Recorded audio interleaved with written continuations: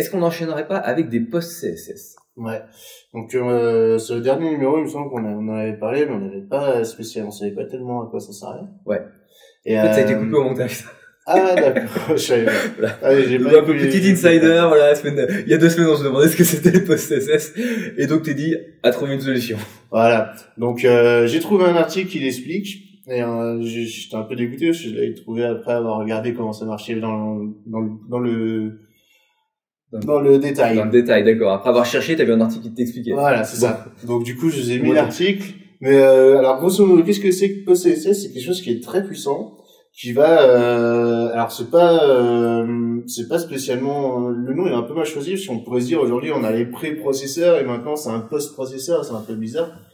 Et alors en fait ça marche pas du tout comme ça, ça va plutôt être ça peut être du JavaScript, non c'est du JavaScript de toute façon, qui va permettre de manipuler le CSS. Et donc ça peut être avant ou après avoir généré le CSS, et peu importe. Mais du coup ça veut dire qu'on peut donc processer, traiter. Ouais, on peut traiter le CSS sur le serveur avant de l'envoyer au client. Mais après, on peut très bien avoir un bout de JavaScript qui va le modifier encore une fois sur le client. Donc voilà, c'est vraiment, et du coup, c'est pas limité à quelques fonctions, etc. On peut complètement le manipuler dans tous les sens. Voilà. Grosso modo, c'est ça. Donc après, il y a dans les avantages, bah c'est déjà tu peux le manipuler en JavaScript, un format que tout le monde connaît. Apparemment, c'est plus rapide que ce qui existe dans les préprocesseurs actuels. Et alors après, qu'est-ce que ça te permet dans les faits? J'imagine que ça peut servir notamment si c'est un truc qu'on voit souvent dans les thèmes qui sont à vendre, tu sais, où tu peux choisir des couleurs, des choses comme ça. Ah oui, d'accord. Donc ça pourrait être manipulé en JavaScript directement avec une librairie post-CSS. Et voilà, ça peut servir à ce genre de choses, entre autres, hein, bien sûr. Et apparemment, Bootstrap 5 serait fait avec du post-CSS à l'intérieur. Donc ça, c'est celui qui est en alpha, c'est le 4, hein. Ouais. C'est ça, hein. Celui qui arrive, là, c'est le 4, et le Bootstrap 5, ce sera le prochain qui est même pas commencé, j'imagine. Mais ils ont déjà décidé qu'ils le feraient je sais pas, il me semble pas que c'est décidé, mais apparemment, ils y regardent à fond, quoi. Ok, d'accord. Voilà. Donc ça peut, voilà, du coup, on peut manipuler du CSS un peu comme n'importe quelle page HTML. D'accord, ouais, c'est rigolo. Après, comment on s'en servira, je sais pas, mais ça peut donner des choses sympas. Si, ça pourrait servir notamment pour tout ce qui est responsive, etc.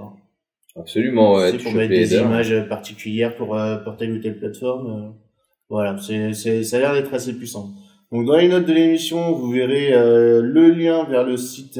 C'est un article SidePoint qui explique comment. C'est tout plus pardon. Qui explique ce que c'est que le post-CSS, à quoi ça peut servir, etc.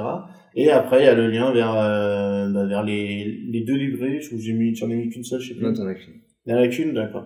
Donc c'est la librairie qui s'appelle pour le coup post-CSS et qui a déjà pas mal de plugins en JS. Voilà, on peut aller voir à quoi ça sert. D'accord. Grosso modo, voilà, ça va remplacer les préprocesseurs. Enfin, ça peut remplacer les préprocesseurs, mais avec des fonctions beaucoup plus puissantes, beaucoup plus faciles à nous, pour nous à modifier ou à ajouter, en tout cas, à plugger. Et après, en plus, on pourra s'en servir, pour du post-processeur, du post-traitement. Ouais, d'accord. Donc, tu peux traiter ton CSS sur le serveur et sur le navigateur du client. Donc, non, ça peut être intéressant. Ok, bon, bah, ça sous la main.